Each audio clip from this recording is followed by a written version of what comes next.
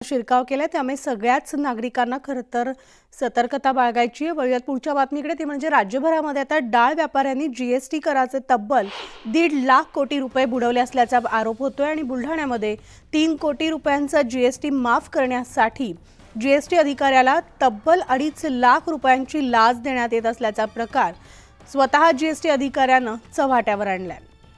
बजरंग इंडस्ट्रीजचे मालक आणि भागीदार असलेल्या प्रवीण अग्रवालनं जीएसटी कराचे 3 कोटी माफ करण्यात यावे यासाठी खामगाव इथल्या जीएसटी सहाय्यक आयुक्त चेतन सिंग राजपूत यांना तब्बल 2.5 लाख रुपये देण्याचा प्रयत्न केला।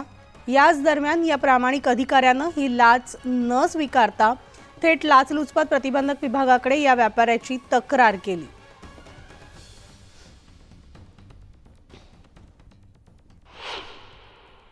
व्यापाऱ्याच्या एका युनिट वरती त्याच्या ब्रँडेड डाळीचा जो आउटवर्ड सप्लाय आहे त्याबाबत 5% जीएसटी लावू नये, शिवाय जे बनावट ॲफिडेव्हिट बनावट ॲक्नॉलेजमेंट त्याने क्रिएट केलेली आहे त्याविषयी फोर्जरीचा गुन्हा दाखल करू नये याकरता सदर व्यापारी हा लाच देण्याचे कृत्य म्हणजे ज्याला आपण अबेटमेंट म्हणतो ते करीत होता। त्याकरता त्याला रंगेहात ट्रॅप करून त्याच्या विरुद्ध अँटी करप्शन ॲक्ट 1988 सेक्शन 8 अन्वये गुन्हा दाखल करण्यात आलेला आहे। पुढील तपास हा लाचलुचपत प्रतिबंधक विभागामार्फत करण्यात येतो।